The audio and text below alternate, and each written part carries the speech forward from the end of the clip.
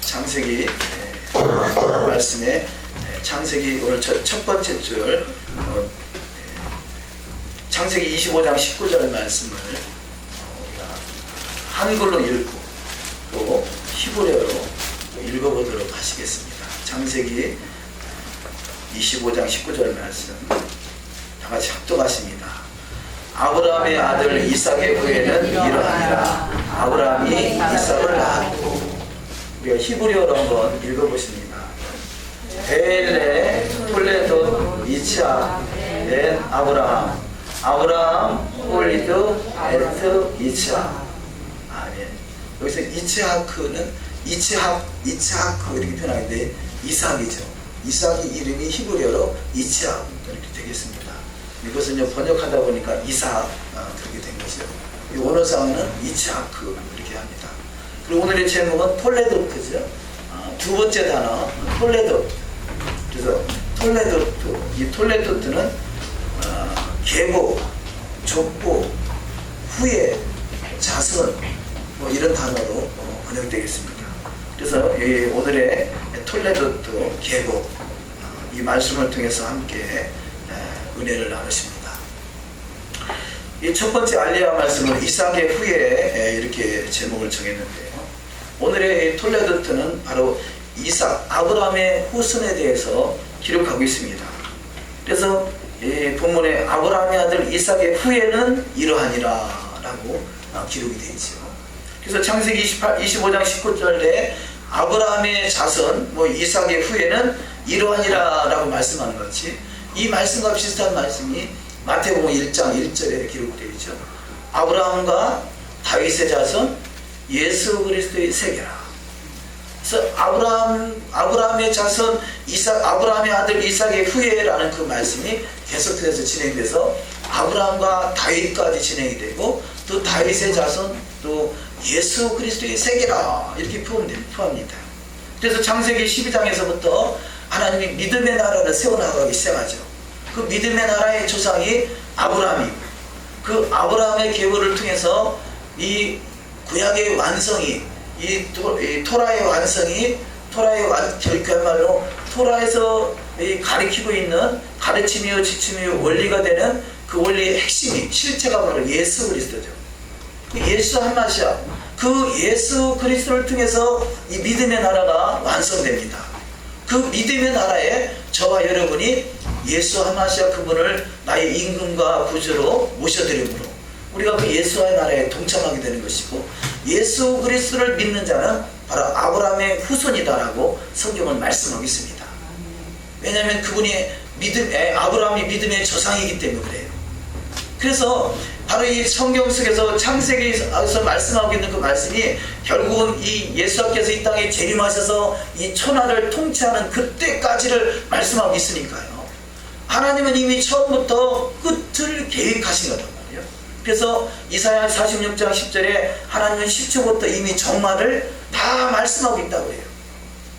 그러니 성경이 10초부터 종말을 다 계획하셨고 말씀하고 또 이렇게 될 일대로 다 진행이 되고 믿는 그 상황 속에서 우리가 시대에 따라서 성경이 변한다는 것이 얼마나 무지합니다. 오늘날의 교회에서는 시대마다 어떤 구원의 방법이 다르고 또 아브라함이 그야말로 노아 시대 때, 아브라함 시대 때, 구약 시대 때, 신약 시대 때, 오늘날의 이방인 교회 시대 때 다 다르게 표현해요. 그런데 성경은 처음부터 시초부터 이미 종말을 다 말씀하고 있고 아브라함의 계보 속에 우리가 포함될 것까지도 미리 말씀하고 있다는 것이죠. 그래서 성경은 1.1도 가감되지 않는다는 것. 아니 아직까지 예수님께서 이 땅의 7의 나라 메시아 왕국이 완성될 때까지 새 하늘과 새 땅이 이 땅에 도래할 때까지 새 예루살렘 성이 하늘로부터 이 땅에 내려오기까지는요 성경의 1.1도 가감되지 아니한다는 사실입니다. 그 사실을 믿으시기를 주의 이름으로 축원합니다. 그 사실을 믿는다면 우리는 결단코 1.1도 가감할 수가 없어요. 하나님이 한번 정하신 것은 영원한 것이에요. 그래서 쿤한다고 그러죠. 하나님이 쿤하신 것은 영원한 것이에요. 그래서 예전에 그런 단어를 썼습니다만 하나님이 한번 정하신 것, 하나님이 쿤하신 것은 영원한다. 그래서 언제까지 영원하냐? 아싸 할 때까지 영원한다. 이 아싸가 히브리어예요. 완성되는 것이죠. 하나님이 정한 것이 아싸 할 때까지 이건 성경은 영원한 것이에요. 아직은 아싸가 이루어지지 않은 것이요. 우리가 어떻게 알았는지 그렇잖아요. 예전에 뭐가 또 좋은 일이 있거나 뭐가 응답을 받았거나 문제가 해결됐거나 그러면 아싸 그렇잖아요. 어떻게 알고 히브리어를 썼는지 몰라. 우리 민족이 참 알던 모르던 히브리어를 많이 쓰고 있어요. 우리가 산 정상에 올라가서 가장 정상에 올라가서 하는 그 외치는 소리가 뭐예요? 야호 그러잖아요. 야호가 뭐예요? 여호와 이름을 부르는 거예요. 야호. 여호와는 여호와 그렇게 안 해도요, 야훼 야호 안 해도 야 그것이 바로 하나님의 이름이에요. 하나님. 그러니 이 민족이 얼마나 하나님을 사랑하시면 산꼭대기 정상에 올라가지고 야호 주님의 이름을 부르겠어요. 또 주님이 마지막 때 이루어질 일을 미리 알고서 아싸 그렇게 살아가고 있잖아요. 이게 얼마나 우리가 하나님의 그 역사 속에 아주 깊이 내가 모르는 사이에 그렇게 깊이 연관되어 있는지 몰라요. 이 하나하나를 알면 우리는 히브리어 지금 하나하나 배우겠다고 생각이 이전부터 우리는 히브리어를 쓰고 있단 말이에요. 아빠가 뭐예요? 아빠가 성경 히브리어로 아빠, 그것이 아버지란 말이에요. 아버지. 이런 것들이 너무나 참 밀접하게 참 연관되어 있는 것을 발견할 수 있습니다. 자, 오늘의 토라 포션에 이 톨도트라는 단어를 보면 이 톨도트가 시작은 6자로 되어 있어요. 톨도트라는 단어가 시작은 6자로 되어 있는데 어찌어찌 하다 보니까 한 자가 탈락돼서 5자가 돼요. 그런데 이 5자가 다시 6자로 회복되죠. 근데 탈락된 단어가 어떤 단어냐면 바구라는 단어입니다. 바구는 못을 표현하죠. 바구는 못하면 예수님의 십자가를 우리가 연상해야죠. 결국 이 예수 그리스도의 십자가의 은혜가 빠지면 이것은 그야말로 하나님의 계보 속에 들어갈 수가 없는 것이죠. 그런데 그 예수 그리스도의 십자가의 못이 우리 가운데 박혀지면 하나님의 계보 속에 들어가게 되는 것이에요. 그래서 저와 여러분에게는 이 톨도트 주님의 후예로서의 그 삶이 이루어지는 축복이 있으시기를 주의 이름으로 축원합니다. 그 성경은 전체적으로 바로 이 구약 속에서 보이지 않는 예수 그리스도를 발견할 수 있는 것이 축복이고, 그 보이지 않는 예수 그리스도를 구약의 토라를 통해서 증거하는 것이 진정한 복음입니다. 오늘 선교사님이 우크라이나에서 사역하시는 그 선교사님 계세요. 예전에는 그분이 그야말로 자비랑 사역으로 지금도 우크라이나에서 그쪽 지역에서 사역을 하고 계신데, 토라를 알기 전에는 얼마나 복음을 열심히 전하겠어요. 그런데 최근에 한 몇 개월 사이에 토라를 접하게 되고, 그래서 지금은 토라에 대해서 너무나 확신해가지고 토라로 복음을 증가하는 거예요. 유대인 이 병원에 가서 병원에 진찰을 하는데요, 병원의 의사가 유대인이에요. 병원의 유대인에게 토라를 전하는 거예요. 그러니까 이 유대인이 이방 나라 지역에 살다 보니까 하나님을 잊어버렸어요. 여호와를 잊어버린 사람인데 그분에게 가지고 이 유대인의 절기를 전하고 이 토라를 전하고, 그러니까 그분이 이제 기절초풍할 일 아니겠어요? 내가 유대인이면서 여호와를 잊어버렸는데 이방인인 어떤 여인이 와가지고 토라를 전하고 있으니 여호와를 전하고 그야말로 예수와를 전하고, 그러니까요 그야말로 기절초풍할 일 아니겠어요? 제가 그래서 선교사님께 드디어 진정한 복음 전도자가 되었구만요. 제가 그렇게 말씀을 드렸는데요. 토라가 빠진 상태에서 복으면 반쪽에 반쪽. 예수 그리스도를 전하는 것은 분명하게 맞지만 그 속에 토라가 빠지면 그야말로 반쪽 신앙이단 말이에요. 근데 지금은 한 세 사람 운동, 바로 예수 그리스도 그분과 토라가 만나서 하나를 이룰 수 있는 하나님의 나라, 온전한 메시아 왕국의 저와 여러분이 주인공들이 되어야 될 줄 믿습니다. 자, 이런 메시지들이 톨도트라는 단어 하나 속에도, 이렇게 후예라는 단어 하나 속에도 이미 메시지가 숨겨져 있다는 거죠. 바보라는 단어 하나가 빠진다고 해서 후예라는 단어가 이것이 해석이 안 되는 것이 아니라요, 동일하게 후예로 보고 있지만 예수 그리스도가 빠진 후예는 진정한 이 영원한 생명이 없는 후예 자손이 되는 것이죠. 그래서 어떤 경우 이 성경을 보다 보면 성경 속에서 이 왕조 시대 때 보면 유대 왕조 시대 때 보면 어떤 왕은 죽어서 열주에게로 돌아갔다, 어떤 왕은 죽어서 열주에게 들어가지 못했다, 그렇게 표현되잖아요.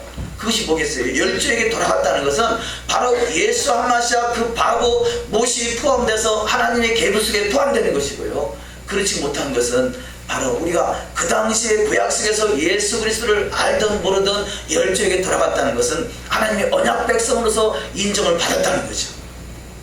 저와 여러분이 진정한 하나님의 언약의 나라에, 예수와 나라에 넉넉히 입성할 수 있는 복된 자가 되어야 될 줄 믿습니다. 이 톨드트라는 단어의 어원이 그 야라드죠. 야라드. 우리가 이 본문 속에도 야라드라는 단어가 있죠. 그 야라드, 이 야라드, 낳다, 배다, 자손을 낳다 그런 뜻이죠. 근데 이 톨드트라는 단어가 6단어인데, 원래 6단어는, 6하면 이 바보가 6, 세상을 말하죠. 이 세상에서 톨드트, 톨 가장 첫 번째 야라드라는 단어 앞에 그야말로 타부가 붙은 거죠. 타부와 바보가 붙어서 이 톨드트가 되는데, 이 타부는 이 3인칭 그 미래형이다 그렇게 표현합니다. 그러니까 이 타부가 붙는 것은 뭐냐, 예언을 말씀하겠는 거죠. 이렇게 그것을 이 단어 속에서 3인칭 미래의 시제에 대해 있어서 예언적인 것을 말씀하겠는 것이죠. 그래서 타부는 언약을 표현하고 십자가를 표현하고요, 이 바보는 못을 표현하죠. 그러니까 타부와 바보가 붙었다는 것은 바로 예수 그리스도의 십자가의 그 십자가의 은혜를 말미암아 언약 백성이 됐다는 것을 표현하고 있는 것입니다. 야라드, 누구나 다 이 세상에 태어나요. 그러나 그 앞에 타부와 바보가 붙어서 톨드트가 이루어진다. 그것은 하나님의 언약 백성으로서 언약의 아브라함의 믿음의 후손의 계보 속에 들어갔다는 걸 표현하고요. 성경에 보면 창세기 2장 4절에서는 2장 4절을 합독하십니다. 여호와 하나님이 천지를 창조하신 때 천지에 창조된 대략이 이러하니라. 여기 창조된 대략 이 단어도 바로 톨드트라는 단어인데, 여기서는 바로 6단어로 되어 있어요. 그래서 타부가 첫 번째 타부가 붙어 있고요, 마지막에도 타부가 붙어 있잖아요. 그러니까 그야말로 언약 안에 쌓여지는 것이죠. 언약 안에 쌓여지고 그 다음에 보면은 그 다음에 바보라는 단어가 붙어 있어요. 그 언약은 바로 예수님의 십자가의 못을 통해서 언약 백성으로 이렇게 인정이 된다는 그런 메시지를 주는데, 그 속에서 이 창세기 2장 4절까지는 바로 이 6자로 바보라는 단어가 앞뒤로 이렇게 쌓여지고 타부라는 단어가 쌓여졌는데, 이들이 그야말로 선악을 알게 하는 실과를 따먹은 그 이후부터는 이 바보라는 단어가 탈락되고 있는 거죠. 그 선악을 알게 하는 그 실과를 따먹은 이후에 바보라는 단어가 탈락되고, 그 탈락된 단어가 언제 다시 회복되느냐, 이 룻기에서 바로 이방 여인 룻의 그 기업 물을 자, 기업을 무르는 사건, 그 기업 물을 사건을 통해서 이 바보가 다시 회복됩니다. 근데 이 바보가 회복되는 것은 무엇을 말하느냐? 바로 이 이방 여인 룻을 표현하는 것은 다윗을 말하는 것이고, 그래서 그 계보가 아브라함과 다윗의 자손 예수 그리스도의 세계, 이 다윗이 될 때, 다윗은 영원한 왕, 그래서 마지막 때 오늘날의 교회가 다윗의 장막이 회복되기 원하시는 것이 하나님의 뜻인 것이죠. 그래서 그런 운동들을 많이 하지 않습니까? 24시간 기도회, 뭐 다윗의 장막 회복, 그래서 24시간 365일 찬양하고, 우리도 뭐 24시간 기도의 집을 우리가 회복하기 원한다, 그런 이 기도 제목으로 들어가 있습니다만, 이런 메시지들이 이미 톨드트라는 단어 속에 그런 메시지가 다 들어있는 것을 또 발견할 수 있습니다. 룻기서 4장 18절 이하 말씀 합독하십니다. 베레스의 세계는 이러하니라. 베레스는 헤스론을 낳고 그 뒤에 쭉 이어서 다윗을 낳았더라. 여기서 이 베레스의 세계가 기록될 때 거기서 바보라는 단어가 회복되는 것을 이 성경을 통해서 발견할 수 있습니다. 근데 우리가 이런 부분들이 히브리어를 모르고 성경을 구체적으로 연구하지 않으면 도대체 알 수 없는 그런 내용들이죠. 그래서 성경은 이 히브리어로 기록된 히브리어 단어는 우리가 그야말로 글자로도 표현되기도 하지만, 때로는 소리로도 표현되고, 때로는 이 그림으로도 표현되고, 여러 가지 막 소드를 통해서 표현되기 때문에 히브리어 단어 하나의 그 깊이가 70각이 있다 그럽니다. 그래서 제가 어떤 분이 히브리 뿌리 토라를 전하니까, 그래서 그러면서 히브리어는 깊이가 70각이 있습니다 그랬더니 뭐라고 하냐면, 하나님은 변신의 귀재네요. 얼마나 변신을 잘하면 70번이나 단어 하나 가지고 변신하느냐, 그렇게 아주 머리가 희한한 머리로 돌아가더라고요. 그래, 하나님은 변신의 귀재요. 어떻게, 어떤 모습으로 어떻게 역사하실지 몰라요. 우리는 단지 주님을 사모하는 것이죠. 주님을 사모하면 그 사모하는 인생 속에 주님을 만족함으로 임하는 축복이 있을 줄 믿습니다. 이 바보는 못 통로, 빛, 생명의 불꽃, 계시의 문, 여러 가지를 바보라는 하는 단어를 가지고도 별로 70가지의 해석이 가능하다면, 이 우리가 성경을 보고 있는 것이 우리가 문자적으로 이렇게 보이지만 어찌 보이면 이것을 상형 문자로 보면 전혀 다른 뜻이 나올 수도 있어요. 물론 하나님의 원대한 계획 속에서 벗어난 것은 아니지만, 우리는 지금 보고 있는 문자라는 것이 너무나 미약한 아주 극소수밖에는 이해를 못하고 있다는 거죠. 그러니 그 깊이가 단어 하나만 가지고 70각이 있으면 두 단어가 모이면 얼마나 깊을 것이고, 세 단어가 모이면 얼마나 깊을 것이고, 그러니까 그 깊이가 무궁무진하니까요. 세상에 말씀으로 세상을 창조할 수 있는 창조의 능력이 있지 않겠어요. 우리가 알고 있는 것은 그야말로 빙산의 일각에 불과하단 말이에요. 그런데 우리는 더욱더 하나하나 알아가기를 힘쓸 때 그 말씀이 언젠가는 살아서 역사하셔서 창조의 기적을 일으킬 수 있는 기적의 주인공이 다 될 줄 믿습니다. 자, 오늘 말씀을 통해서 몇 가지 또한 은혜를 나눕니다. 두 번째 말씀으로, 에서는 장자의 명분을 떡과 팥죽 한 그릇에 팔아먹어서 그는 결국 망령된 자다, 그럽니다. 자, 이렇게 신묘망측한 이 신비하고 오묘한 이 하나님의 말씀이, 말씀을 말씀으로 믿고 말씀 앞에 떠는 자가 돼야 되는데, 이 성경 속에서는요, 특별히 그 아담을 장자라 표현하죠. 장자의 축복이 얼마나 큰 축복인지 몰라요. 이 세상에서도, 우리나라에서도 장자하면, 부모님들이 장자하면 큰아들 그러면 꿈박 죽잖아요. 예전에 돌아가신 권사님 둘째 아들, 그렇게 둘째 아들은 아주 반갑게 친하게 두는데요, 큰아들만 보면 어렵더래. 말하기도 어렵더래요. 왜냐? 그만큼 소중하게 여기기 때문에 그러지 않겠어요.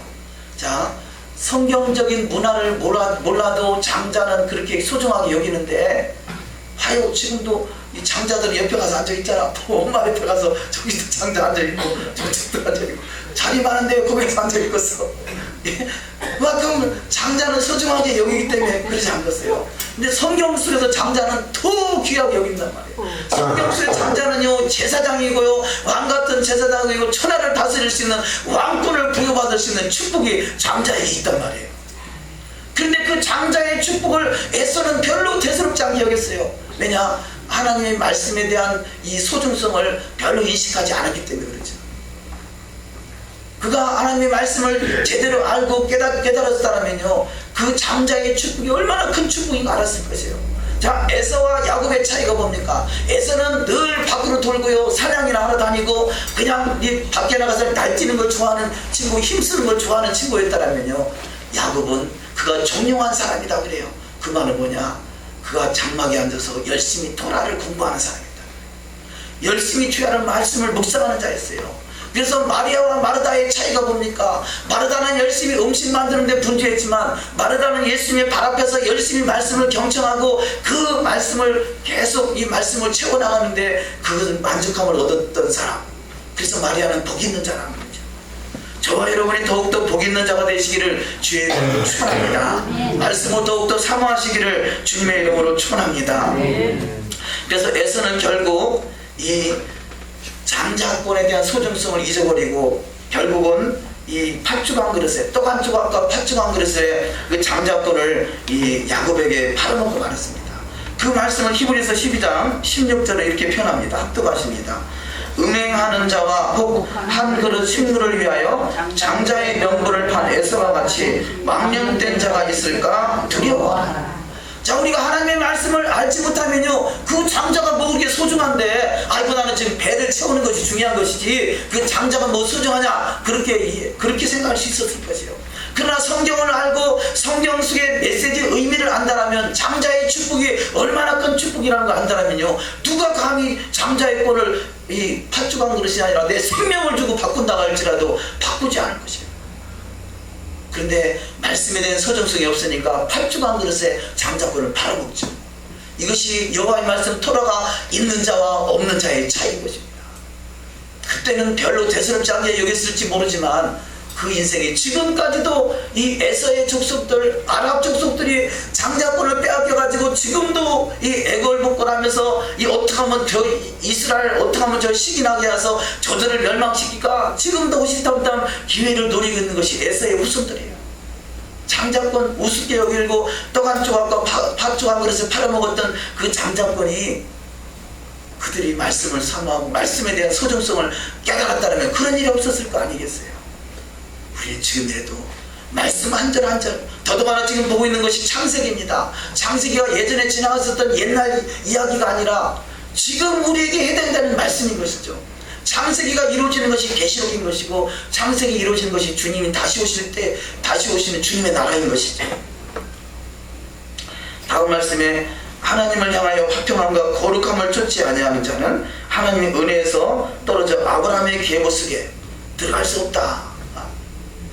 에서와 같은 사람을 말하죠. 히브리서 12장 14절 이하 말씀을 합독하십니다. 모든 사람으로 더불어 화평함과 거룩함을 쫓으라. 이것이 없이는 아무도 주를 보지 못하리라. 아담은 선악을 알게 하는 식물을 통해서 망했다면요, 에서는 팥죽한 그릇에 망했어요. 이러한 일들이 우리 삶 속에 얼마든지 먹는 것 때문에, 마시는 것 때문에, 입는 것 때문에 하나님의 말씀에 대한 소중성을 잃어버릴 수가 있다는 것이죠. 그래서 우리는 하나님과 재물을 겸하여 섬길 수 없다 그럽니다. 재물을 추구하다 보면 하나님을 잊어버릴 수 있어요. 우리는 더욱더 하나님 우선주의로 살아가시기를 주의 이름으로 축원합니다. 그런데 야곱은 종용한 사람이었다는 거예요.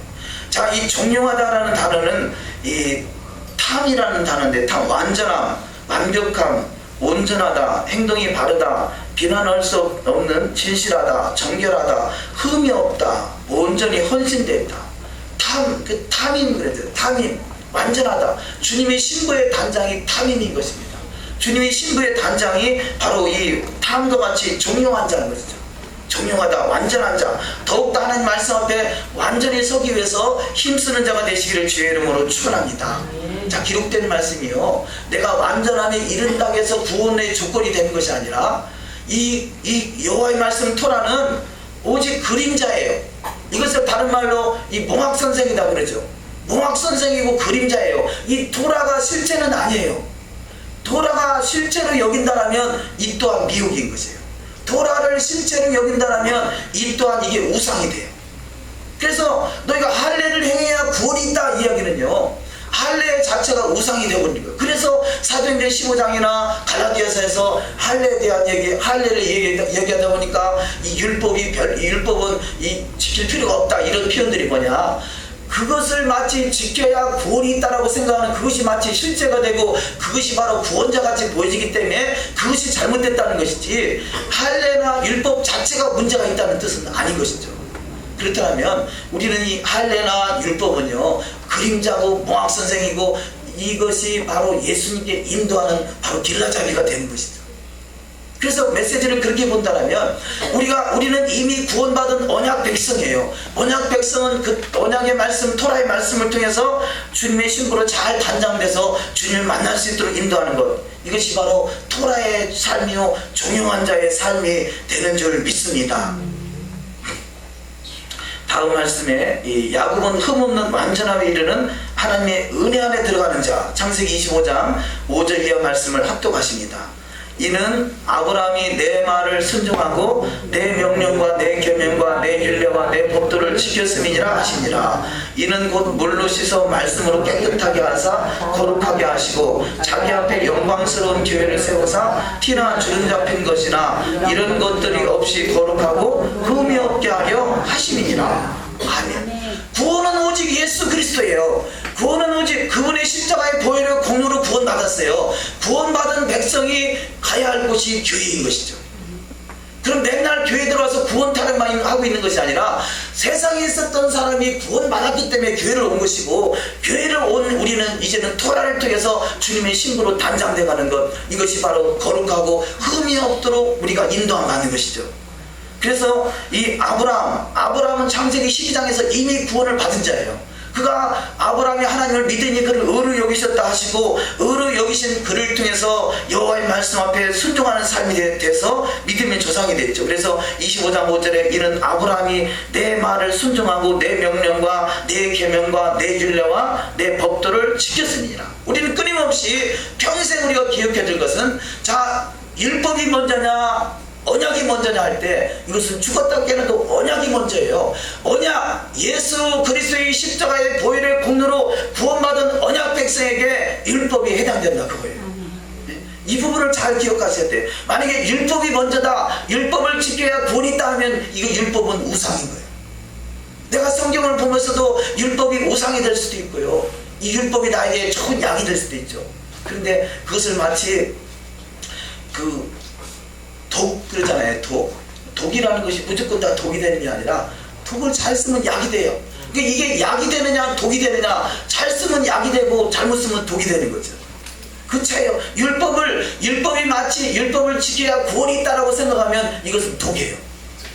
그런데 하나님의 은혜, 하늘에서부터 나온 신령한 은혜로 말미암아 구원받은 백성이 율법을 통해서 주님의 신부로 주님을 만날 수 있도록 주님을 잘 가르치고 있는, 가르침이요 지침이요 원리고 교육이고 이 그 토라를 통해서 주님의 길로 잘 인도받고 있다면 이것은 진정한 축복인 것이죠. 그래서 성경은 바로 그것을 비교해서 율법과 언약에 대한 비교를 말하고 있는 것입니다. 이 부분들이 잘 이해가 되셔서 우리는 평생 율법주의가 아니라, 율법에 매여 있는 율법의 종로를 타는 인생이 아니라 그 율법을 통해서 주님을 잘 만날 수 있도록 인도함 받을 수 있는 복된 자가 다 되어야 될 줄 믿습니다. 그래서 율법은 그림자라면 그림자를 잘 따라가다 보면 실제가 되신 주님을 깊이 만나는 것이죠. 목적이 주님 앞에 있는 것이에요. 목적이 율법이 있는 것이 아니에요. 그것을 간단하게 잘 표현해서 그렇게 표현하지 않습니까? 이 부인이 사랑스러우면 처갓집 말뚝만 보고 저런다 그러잖아요. 말뚝만 봐도. 근데 처갓집 말뚝이 실체가 아니잖아요. 처갓집 말뚝은 바로 이 율법과 같은 거예요. 율법. 그 율법이 우리를 어떻게 하는 것이 아니라 그 부인이 사랑스럽기 때문에 처갓집 말뚝만 봐도 저런다, 그 의미는 바로 우리가 진정한 사랑의 대상은 예수 그리스도죠. 예수님을 사랑하기 때문에 나를 사랑하는 자는 나의 계명을 지키리라 그러잖아요. 계명은 바로 예수님을 가르치기 되기 때문에 계명의 소중성을 그렇게 봐야 되는 것이죠.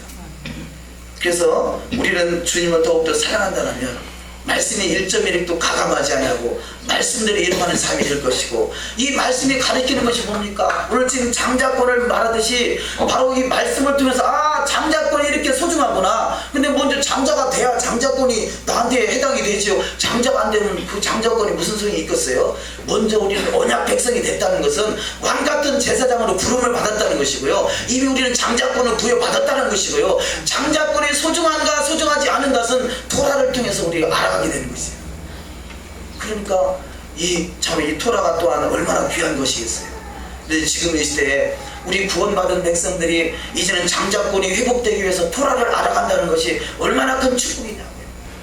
그런데 토라에 대해서 아직도 눈이 깜깜하게 닫혀있는 인생들을 볼 때 얼마나 좀 애통할 수밖에 없겠느냐고요. 우리는 더욱더 토라를 통해서 주님의 신부로 잘 단장돼가는 축복이 있을 줄 믿습니다.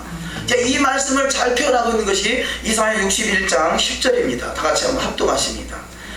내가 여호와로 말미암아 크게 기뻐하며 내 영혼이 나의 하나님으로 말미암아 즐거워하리니 이는 그가 구원의 옷을 내게 입히시며 공의의 겉옷을 내게 더하심이 신랑이 사모를 쓰며 신부가 자기 보석으로 단장함 갖게 하셨습니다. 아멘. 이 줄친 부분에 보시면 그가 구원의 옷을 내게 입히시며, 이것은 예수 그리스도예요. 예수 그리스도 그분의 은혜로 말미암아 구원의 옷을 입었어요. 그런데 구원의 옷만 입고 나는 다 됐다 하는 것이 아니라 그 다음에 옷이 있다는 거죠. 구원의 옷은 하나님의 은혜고요, 그 다음에 공의의 겉옷을 내게 더하셨다 그래요. 이것이 토라인 것이에요. 구원의 옷은 예수 그리스도, 그 다음에 의의 겉옷은 토라인 것이죠. 자, 전자에는 구원의 옷만 입으면 됐다라고 의의 겉옷은 입을 생각을 안 했어요. 그런데 바로 의의 겉옷인 토라를 말하는 건데, 이게 또 거꾸로 돼서 율법주의가 뭐냐, 의의 겉옷을 입어야 구원의 옷도 입을 수 있다 라고 말하는 것은 이 의의 겉옷은 토라는 우상이 되어버린 거예요. 그래서 이때 이 토라는 쓸데없다는 것이죠. 할례나 그 율법이 나에는 아무 해당이 안 된다. 그 의미는 바로 이럴 때 쓰는 것이죠. 그런데 구원의 옷을 입은 자에게는 의의 겉옷이 당연히 필요한 것이에요. 이것이 바로 토라의 삶이고, 토라를 준행하는 삶을 살아갈 때 우리는 주님의 아름다운 신부로 단장되어가는 역사 반드시 있을 줄 믿습니다. 요한계시록 19장 18절 합독하십니다.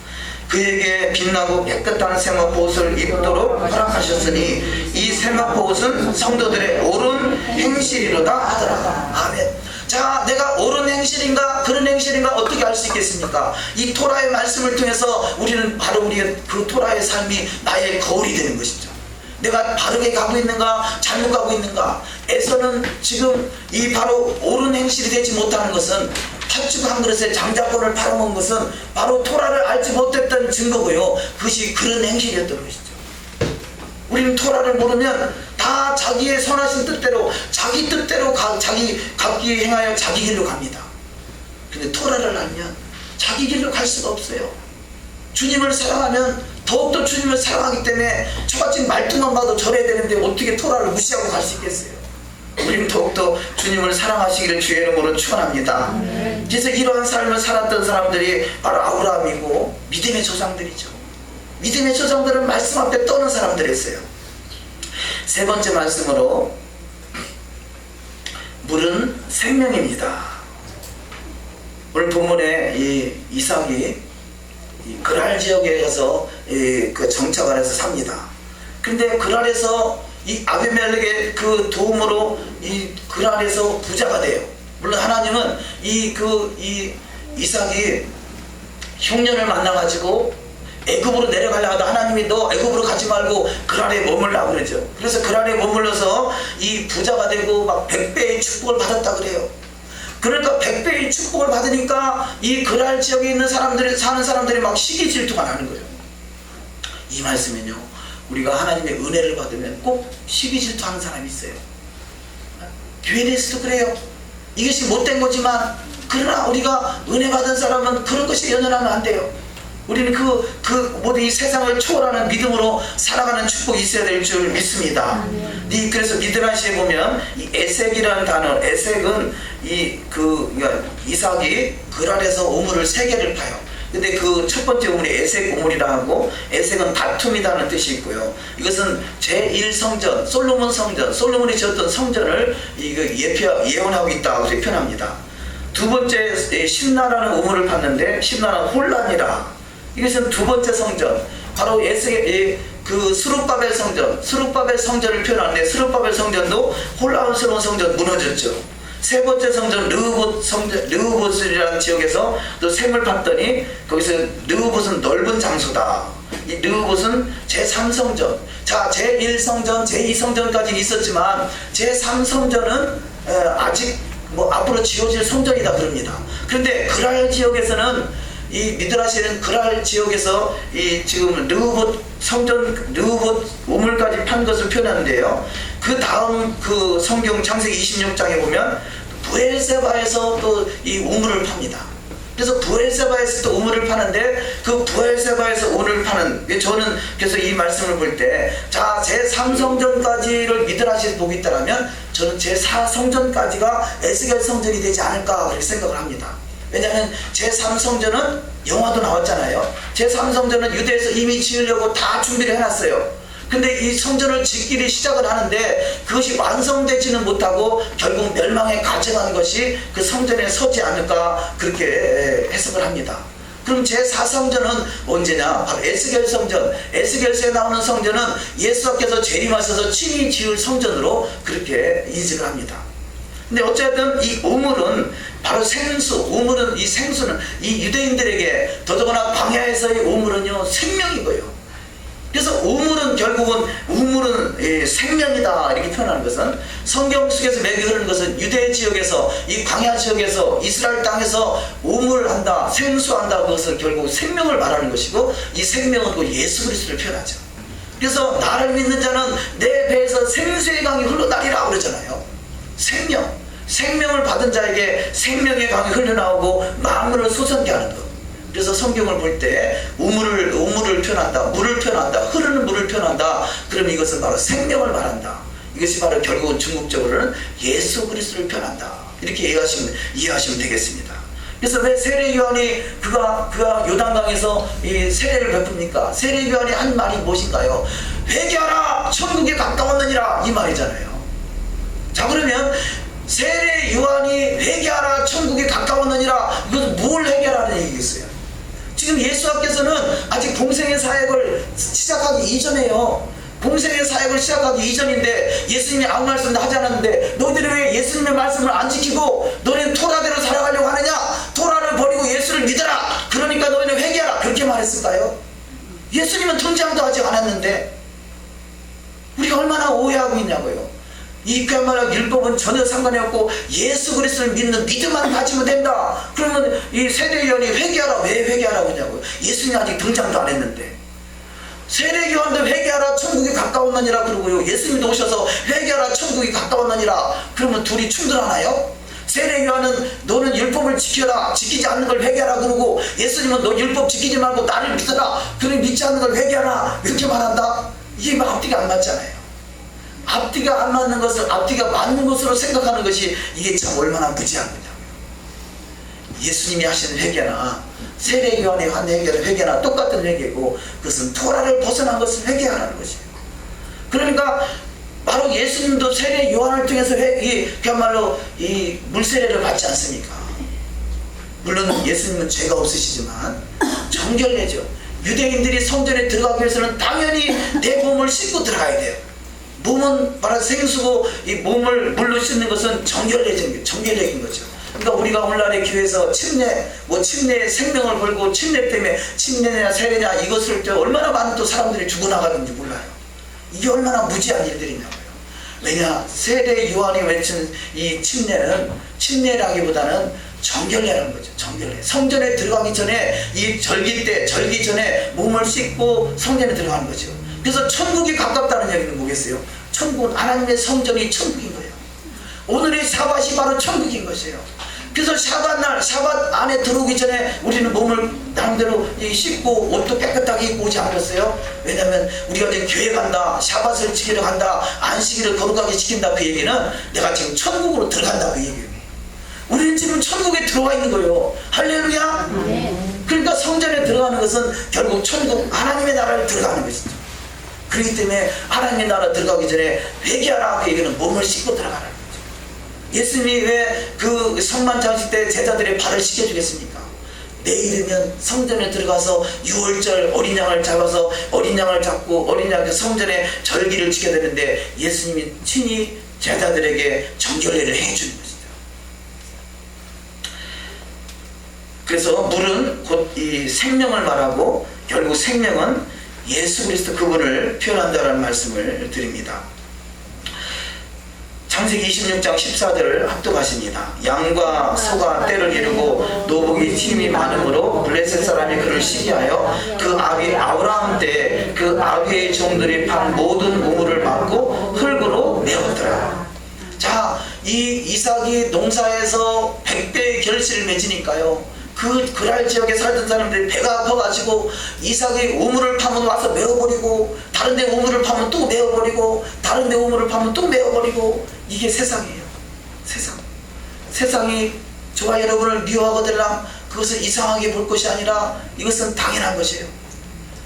그러니까 그 말을 잘 표현하는 것이, 이 사촌이 땅 사면 배 아프다 그러잖아요. 누가 은혜 받으면 꼭 배 아파하는 사람이 있어요. 우리 대전 메시아니 교회는 그런 사람이 한 사람도 없는 줄 믿습니다. 그러나 그런다고 할 거에서 뭐 서운할 거 없어요. 너희가 세상에서 환난을 당하라, 담대하라. 내가 세상을 이겨보라 그랬잖아요. 우리는 세상을 이길 수 있는 믿음이 있기 때문에 하나님이 은혜를 주시는 거예요. 우리는 세상을 이길 수 있는, 그래서 이 죄와 세상과 사망 권세를 깨뜨릴 수 있는 믿음의 사람이 다 되시기를 주의 이름으로 축원합니다. 갈라디아서 4장 28절 합독하십니다. 형제들아, 너희는 이삭과 같이 약속의 자녀라. 그러나 그때 육체를 따라 난 자가 성령을 따라 난 자를 핍박한 것 같이 이제도 그러하도다. 자, 이 이야기는 이삭 때 이야기고요, 또 야곱 때 이야기고요, 또 그 당시에도 성령을 따라 난자가 있다는 거죠. 우리가 신약에 와서 사도행전 2장에서만 성령이 역사하는 것이 아니라 성부, 성자, 성령은 이미 창세전부터 계신 분들이에요. 그래서 구약 속에서도 성령이 존재한 것을 말씀하고 표현하고 있죠. 그래서 구약 속에도 성령에 따라 난 새 사람이 있었고요. 신약 속에 오늘날에도 육체를 따라 난 옛사람이 아직도 있어요. 신약은 새 사람이고 구약은 옛 사람이 아니라 그 시대를 초월해서 항상 새 사람과 옛 사람은 같이 공존했던 거죠. 우리는 반드시 새 사람, 새 일꾼, 새 언약 백성이 되어야 될 줄 믿습니다. 그럼 누가 새 언약 백성이냐? 예수와 하마시아 그분을 믿고 토라가 함께하는 사람이요. 이것이 진정한 한 새 사람인 것이죠. 그래서 한 새 사람 운동이 일어나고 있는 거 아니겠습니까? 요한복음 3장 5절을 합독하십니다. 예수께서 대답하시되 진실로 진실로 내게 이르노니 사람이 물과 성령으로 나지 아니하면 하나님 나라에 들어갈 수 없느니라. 육으로 난 것은 육이요 성령으로 난 것은 영이니. 여기서 물과 성령, 물은 생명이라 표현했습니다만 생명나무죠. 생명나무. 물은 또 말씀을 말하죠.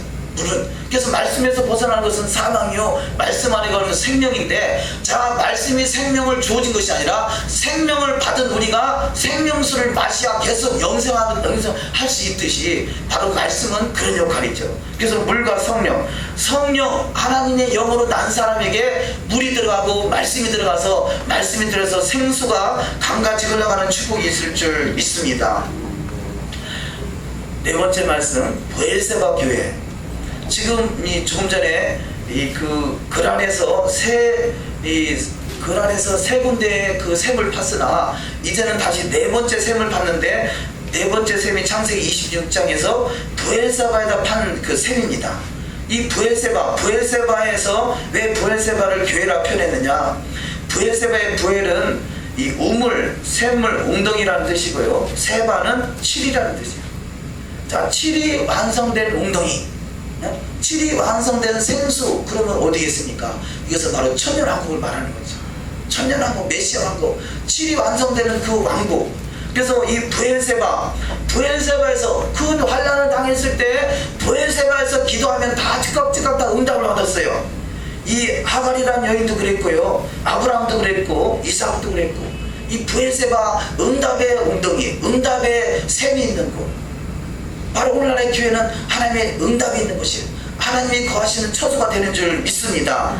창세기 21장 30절 합독하십니다.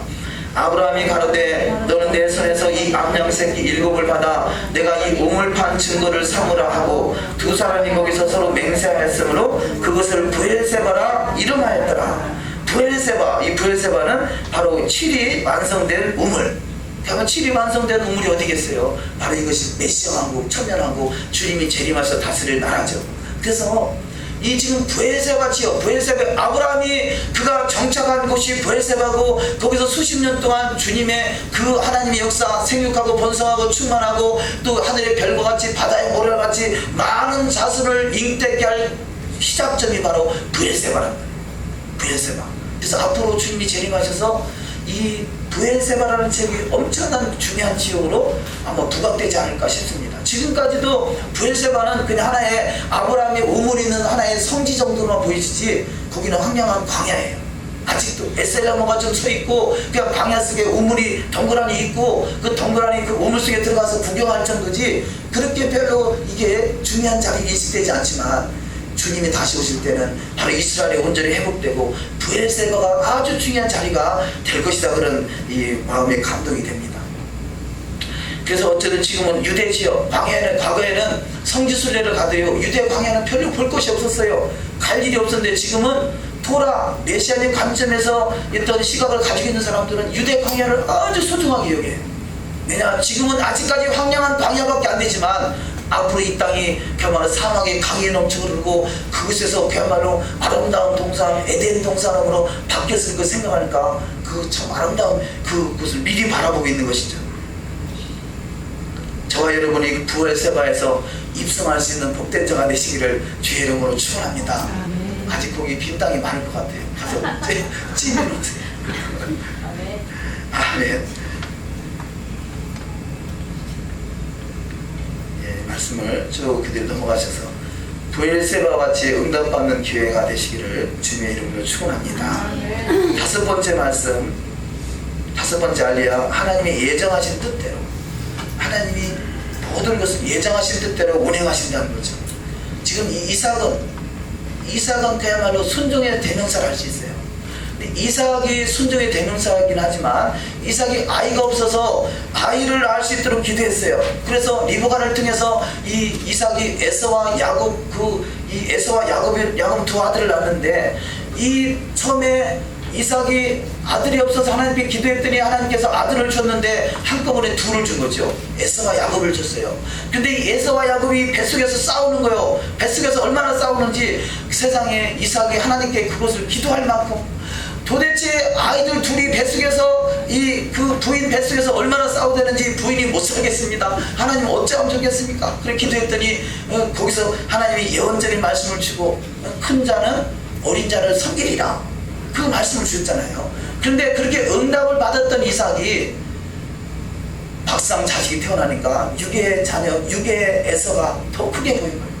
그래서 육의 에서를 더 사랑하고, 육의 에서를, 그야말로 육의 장자를 더 사랑하고 육의 장자를 축복하고 싶어가지고 이 에서에게 가서 사냥해 와서 나를 고기를 맛있게 해주고 그 다음에 내가 너를 축복하겠다 그래서 이 이야기를 들은 리브가가 가만히 보니까, 아니 남편 이삭이 에서를 축복하려고 하네, 이것은 하나님의 뜻이 아니다 라는 것을 인식하고 있었던 것이죠.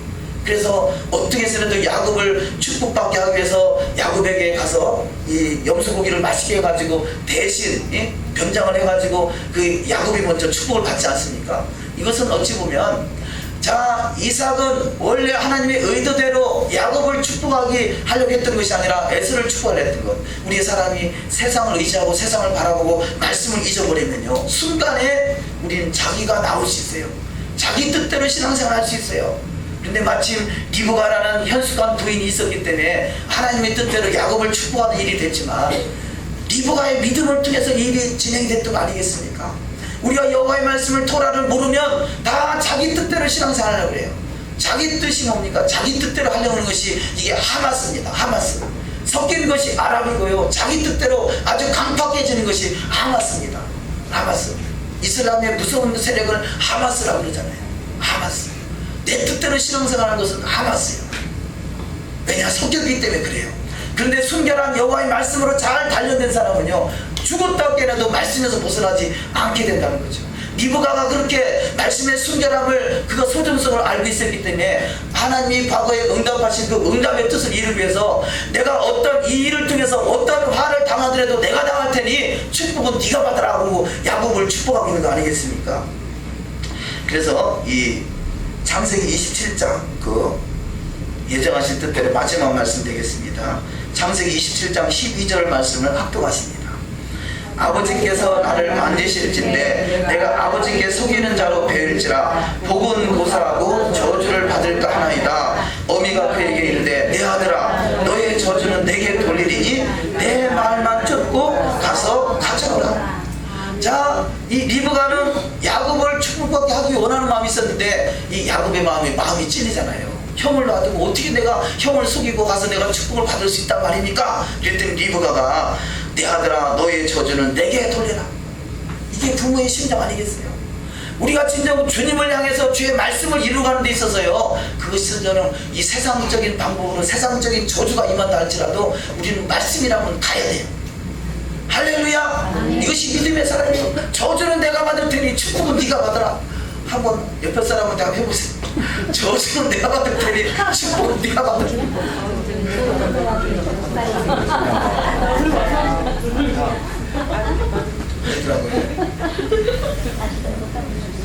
미국 사람, 미국은 그 기독교나 국가였잖아요. 지금 어떤지 몰라도 예전엔 그랬대요.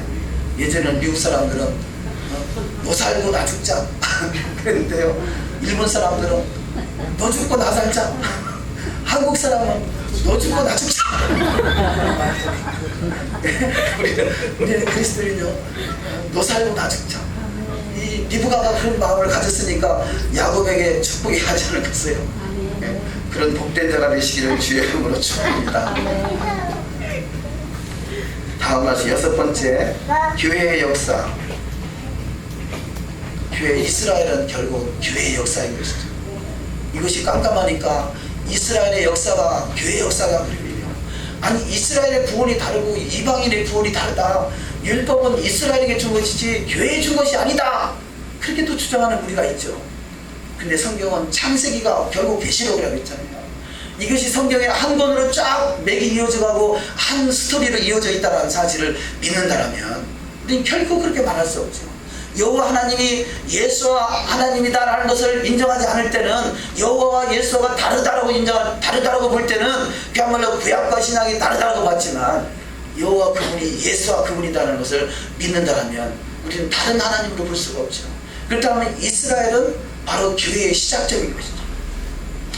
사도행전 3장 7장 38절을 합독하십니다. 시내산에서 말하던 그 천사가 및 우리 조상들과 함께 광야 교회에 있었고 그럽니다. 자, 여기 시내산에서 토라의 말씀을 주어졌던 그때를 광야 교회라 사도행전 7장에서 그렇게 말씀하고 있어요. 그러니까 신약 속에서 이미 구약에 있었던 교회를 인정하고 있었던 것이죠. 우리가 구약이 히브리어로 번역되어 있는데 히브리어로 번역된 것을 교회라는 단어로 번역을 안 했을 뿐이지 이미 교회는 창세기부터 존재했던 것이죠.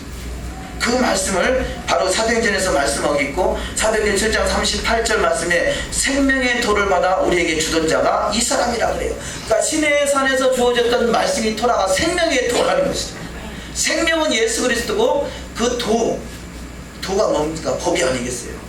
생명의 나라 예수의 나라에 사는 사람은 생명의 법 토라를 통해서 이 바로 주님의 나라의 법을 잘 직행할 때 주님의 나라의 그 법을 준수할 때 주님의 나라의 역사의 주인공들이 다 될 줄 믿습니다. 창세기 35장 11절을 합독하십니다. 하나님이 그에게 이르시되 나는 전능한 하나님이라 생육하며 번성하라. 한 백성과 백성들의 총회가 내게서 나오고 왕들이 내 허리에서 나오리라. 아멘. 자, 여기서 창세기 35장 11절에 백성들의 총회라는 단어가 칼이라는 단어인데 그 단어가 교회라는 단어예요. 거기서 총회라고 번역됐고 때로는 총회, 회당, 공회, 모임, 공동체 뭐 이렇게 번역돼서 그렇지 이 단어가 칼이라는 교회라는 단어예요. 그러니까 이미 구약 속에 교회가 있었던 것이에요. 사도행전 2장에서 시작된 것이 아니에요. 마태복음 15장에서 내가 이 반석의 교회를 세우니 음부의 권세가 이기지 못하리라 그 말씀을 통해서 교회의 시작은 바로 이방인을 통해서 시작됐다 그렇게 이 엉뚱하게 해석하는데 그게 아니라 예전에 있었던 교회가 교회답지 못하니까 진정한 교회다운 교회를 세우겠다 그런 의미 그런 뜻인 것이죠. 그래서 이 백성들의 총회에서 내게 나오고 왕들이 내 허리에서 나오리라. 그래서 교회의 허리에서 왕들이 나온다는 것은 무엇입니까? 이 베드로전서 2장에서 왕같은 제사장이 나온다 그 말씀이거든요. 오늘날의 교회 이방인 교회에서 왕같은 제사장이 나올 줄 믿습니다. 대전 메시아닉 교회에서 왕같은 제사장들이 되시기를 주의 이름으로 축원합니다. 그래서 우리가 토라를 알고 토라로 단장돼 가는 것은 뭐냐? 왕같은 제사장으로 세워져 가고 있는 것이에요. 주님의 나라의 제사장으로 세우고 있는 것이죠. 창세기 12장 2절 아브라함에게 주어질 말씀인데 2장이라 잘못 표현됐습니다. 내가 너로 큰 민족을 이루고 내게 복을 주어 내 이름을 창대케 하리니 너는 복의 근원이 될지라. 여기서 큰 민족이 바로 이방인에 세워질 교회를 미리 말씀하고 있는 것이죠. 그 당시에 아브라함은 지금 자식 하나도 없는데 무슨 큰 민족이겠어요. 지금 이스라엘 나라도 없는데 여기서 말하는 것은 이미 이방인 지역에 열방에 많은 수많은 교회들이 세워지고 그들이 하늘의 별과 같이 바다의 모래같이 많아지고 그 속에서 천하를 다스릴 수 있는 만국 권세자가 나온다는 것을 미리 말씀하고 있는 것이죠. 세 번째 말씀 창세기 28장 1절을 합독하십니다. 이삭이 야곱을 불러 그에게 축복하고 전능하신 하나님이 내게 복을 주어 너로 생육하고 번성케 하사 너로 여러 족속을 이루게 하시고 여기서 여러라는 단어가 칼이라는 단어고 이것이 바로 교회인 것입니다. 이미 아브라함을 통해서 이삭을 통해서 야곱을 통해서 요셉을 통해서 이미 여러 교회의 큰 민족을 이룰 것을 말씀하셨고 바로 이방인의 충만한 수가 차는 그것이 바로 여러 교회의 큰 민족인 것이고 오늘날의 교회인 것이죠. 그래서 저와 여러분은 반드시 교회의 중심이 되시고 그 교회의 허리에서 왕들이 나오는 축복이 동일하게 임하시기를 주님의 이름으로 축원합니다. 마지막 말씀으로 일곱 번째, 믿지 않는 자와 멍에를 함께 하시라. 우리는 보통 이 간단하게 표현해서 내가 안 믿는 사람하고 결혼해서 안 믿는 사람을 전도하면 되지, 이것은 토라를 모르기 때문에 하는 소리예요. 여호와의 말씀 토라를 안다라면 토라는 믿지 않는 자와 멍에를 같이 하지 말라는 것이죠. 물론 전도하기 위해서 안 믿는 사람을 안 만날 수는 없죠. 당연히 안 믿는 사람을 만나야 되지만 우리가 믿음 안에서, 공동체 안에서는 믿음의 사람을 만나야 된다는 것이죠. 그래서 이 안 믿는 사람을 만나서 고생하고 그런 환난을 겪는 사람이 얼마나 많은지 몰라요. 그것은 성경에서도 증명하고 있습니다. 우리가 신명기 7장 3절 말씀을 합독하십니다. 또 그들과 혼인하지 말지니 내 딸을 그 아들에게 주지 말 것이요 그 딸로 내 며느리를 삼지 말 것은 그가 내 아들을 유혹하여 그로 여호와를 떠나고 다른 신들을 섬기게 하므로 여호와께서 너에게 진노하사 갑자기 너희를 멸하실 것임이니라. 내 아들이 그들과 혼인하지 말라. 내 아들이 유혹을 당해서 여호와를 떠나게 되고 갑자기 멸망을 당한다는 거지. 인간의 눈으로 보면 마음에 드는 사람이 있을 수 있잖아요. 그런데 이 사람의 생각대로 되는 것이 아니라 하나님의 말씀대로 되는 것이에요. 저는 아들한테 한 가지 딱 부탁했어요. 믿음의 사람을 만나라. 다른 얘기 다 했어. 더 이상 나머지는 알아서 해라. 첫 번째, 믿음의 사람을 만나라. 우리는 믿음의 사람을 만나시고 또 뭔가를 하더라도 믿음의 사람으로 해야 돼요. 안 그러면 언젠가 배반을 당해요. 노아의 홍수 사건 창세기 6장 2절 이하 말씀 합독하십니다. 하나님의 아들들이 사람의 딸들의 아름다움을 보고 자기들의 좋아하는 모든 자로 아내를 삼는지라. 여호와께서 사람의 죄악이 세상에 가능함과 그 마음의 생각의 모든 계획이 항상 악할 뿐임을 보시고 가라사대 나의 창조한 사람을 내가 지면에서 쓸어버리되. 자, 하나님의 아들들과 사람의 딸들이 결혼해서 세상의 죄악이 감형되겠다고 그래요. 자, 사람의 딸들이 아름답다 그래요. 사람의 딸들, 믿지 않는 사람의 딸이 아름답다 보니까 그냥 보암직하고 먹직하고 아름답게 보이는 거, 탐스럽게 보이니까 그것이 미혹이 되다 보니까 믿음이라는 이 첫 번째 단계를 거치지 않고 화를 당하는 것이죠. 그런 이 성경 속에 그런 내용들이 솔로몬도 그래요. 솔로몬도 이방 여인을 취해서 결국 이방 여인의 우상에 빠지게 되고 결국 그래서 나라가 그야말로 두 쪽으로 갈라지고 아직까지도 회복되지 않은 그 솔로몬의 저주가 아직까지 흐르고 있잖아요. 이런 메시지들이 끊임없이 성경을 통해서 말씀하고 있습니다. 우리 마지막 말씀으로 고린도전서 3장 16절을 합독하십니다. 너희가 하나님의 성전인 것과 하나님의 성령이 너희 안에 거하시는 것을 알지 못하느냐. 누구든지 하나님의 성전을 더럽히면 하나님이 그 사람을 멸하시리라. 하나님의 성전은 거룩하니 너희도 거룩하니라. 아멘. 자, 나는 예수 믿어서 거룩하게 해줬다 할지라도 믿지 않는 사람을 짝을 만나면 섞인 것이란 말이에요. 그럼 나는 부정해진 것이에요. 그러니까 우리는 할 수만 있으면 음식이 됐든 아니면 말이 됐든 어떤 행동이 됐든 무엇을 하든지 누구를 만나든지, 물론 이 전도하기 위해서 우리는 전도의 목적으로 안 믿는 사람을 당연히 만나야 되지만 나의 짝이 되고 나 하나가 된다는 관점에서는 우리는 반드시 세상과 짝해서는 아니 된다는 것이죠. 왜냐, 거룩함을 잊어버리기 때문에 그래요. 하나님의 성전을 거룩한 것을 더럽히면 하나님이 그 사람을 멸하신다고 말씀합니다. 우리는 이 여호와의 말씀을 통해서 더욱더 거룩한 하나님의 성전으로 잘 단장돼가고 진정한 주님을 만났을 때, 그런 너는 나의 신부라, 나의 정결한 신부다, 주님의 신부 단장으로 잘 돼가는 축복, 그 주님의 영광의 보좌에 이를 수 있는 믿음의 여정이 다 되시기를 주님의 이름으로 축원합니다. 바보가 빠지면, 예수 그리스도가 빠지면 그런 아무런 쓸데없는 후회에 불과합니다. 열조에 들어가지 못하는 것이죠. 우리는 주님의 열조 속에 들어가기 원해서 여호와의 말씀, 주님의 바보, 주님의 십자가의 그 은혜가 함께 하시는 복된 자가 다 되시기를 주님의 이름으로 축원합니다. 기도하십니다.